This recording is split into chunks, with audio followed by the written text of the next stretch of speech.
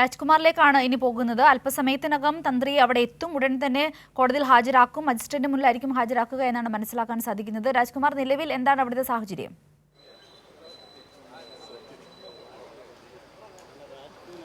ഇപ്പോൾ ഞാൻ ഈ നിൽക്കുന്നത് ഇവിടുത്തെ ജഡ്ജി മോഹിത്ത്, അദ്ദേഹം താമസിക്കുന്ന സ്റ്റാഫ് ക്വാർട്ടേഴ്സാണ് എൻ്റെ ഈ പിന്നിൽ കാണുന്നത്. തൊട്ടടുത്ത് സിറ്റി പോലീസ് കമ്മീഷണറുടെ വസതി കൂടിയാണ്. ഇതിനകത്തേക്ക് ആർക്കും പ്രവേശനമില്ല. ഇവിടെ മാധ്യമപ്രവർത്തകരെ എല്ലായ്പ്പോഴും വൈകിട്ട് സന്ധ്യയ്ക്ക് ശേഷം, അതായത് കോടതി സമയത്തിന് ശേഷമാണ് ഈ പറയുന്ന സ്വർണ്ണപ്പാളി കേസിനകത്തുള്ള പ്രതികളെ ഹാജരാക്കുന്നതെങ്കിൽ അത് ഈ അദ്ദേഹത്തിൻ്റെ ജഡ്ജിയുടെ വീട്ടിലാണ് ഹാജരാക്കുക. ഇപ്പോൾ കനത്ത പോലീസ് കാവലുണ്ട് ഇവിടെ. അവരുടെ നേതൃത്വത്തിൽ ഇവിടെ എല്ലാവരെയും ബ്ലോക്ക് ചെയ്തിട്ടുണ്ട്.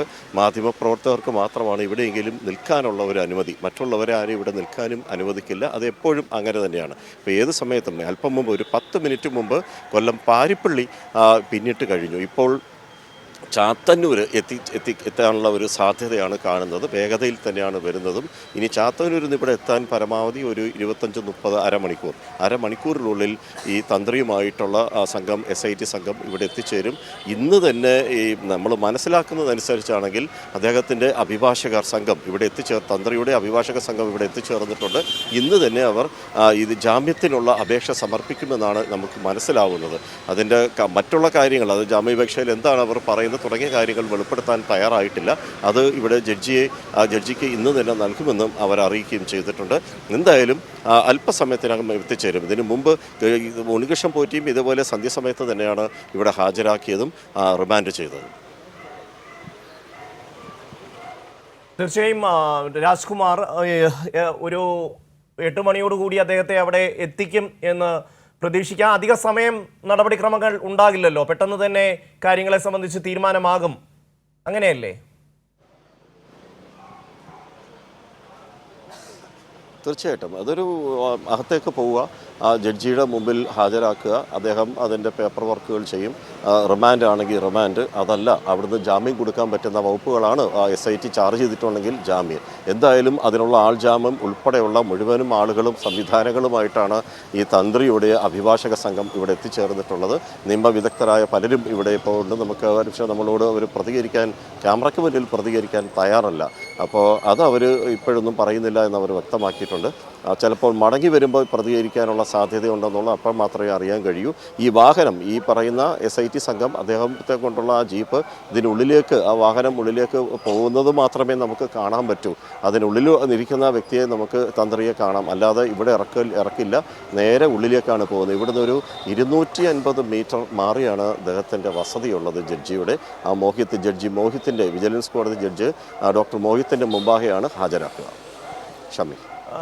രാജ്കുമാർ, നമുക്ക് അറിയേണ്ടത് ഇതുമായി ബന്ധപ്പെട്ട് SIT ജഡ്ജിക്ക് മുന്നിൽ നിരത്തുന്ന കാരണങ്ങൾ, ഈ അറസ്റ്റുമായി ബന്ധപ്പെട്ട കാരണങ്ങൾ, റിമാൻഡ് റിപ്പോർട്ടോ അല്ലെങ്കിൽ കസ്റ്റഡിയുമായി ബന്ധപ്പെട്ടോ അവർ എന്തൊക്കെ തെളിവുകളുടെ അടിസ്ഥാനത്തിലാണ് ഈ അറസ്റ്റ് എന്ന കാര്യം നമുക്ക് അറിയാൻ കഴിയുമോ?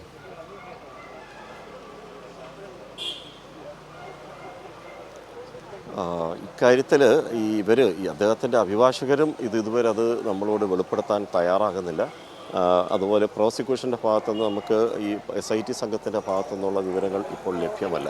നിലവിൽ ഷീജ പറഞ്ഞ ആ ഒരു റീസൺ എന്താണ്, ഇദ്ദേഹത്തിന് ഈ പ്രതിയുമായി, ഉണ്ണികൃഷ്ണൻ പോറ്റിയുമായിട്ടുള്ള ബന്ധം എന്താണ്, തുടങ്ങിയ ഇതിൽ അദ്ദേഹത്തെ അറസ്റ്റ് ചെയ്യാനുള്ള സംബന്ധിച്ചിട്ടുള്ള നിലവിൽ ഷീജ റിപ്പോർട്ട് ചെയ്തിട്ടുള്ള കാരണങ്ങൾ മാത്രമാണ് നമ്മുടെ മുമ്പിലുമുള്ളത്. മറ്റ് വിവരങ്ങൾ ഇതുവരെ ലഭ്യമായിട്ടില്ല.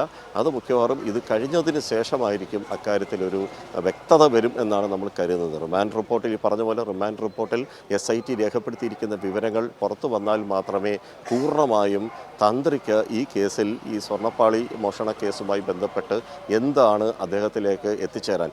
ആദ്യഘട്ടത്തിൽ അദ്ദേഹത്തെ SIT സംഘം അദ്ദേഹത്തിൻ്റെ മൊഴി രേഖപ്പെടുത്തിയിരുന്നു. പിന്നീട് ഇപ്പോൾ ഇത്ര വൈകി ഒരു അറസ്റ്റിലേക്ക് പോകുന്നെങ്കിൽ അതിൻ്റെ തെളിവുകൾ മറ്റും ശേഖരിക്കാനായിരിക്കണം ഒരുപക്ഷെ SIT കാത്തുനിന്നത്. ഹൈക്കോടതിയുടെ അനുമതി വാങ്ങിയിട്ടായിരിക്കും ഈ അറസ്റ്റ് ഉൾപ്പെടെയുള്ള നടപടികളിലേക്ക് പോയിട്ടുണ്ടാകാം എന്നാണ് നമുക്ക് പ്രാഥമികമായി മനസ്സിലാവുന്ന കാര്യങ്ങൾ.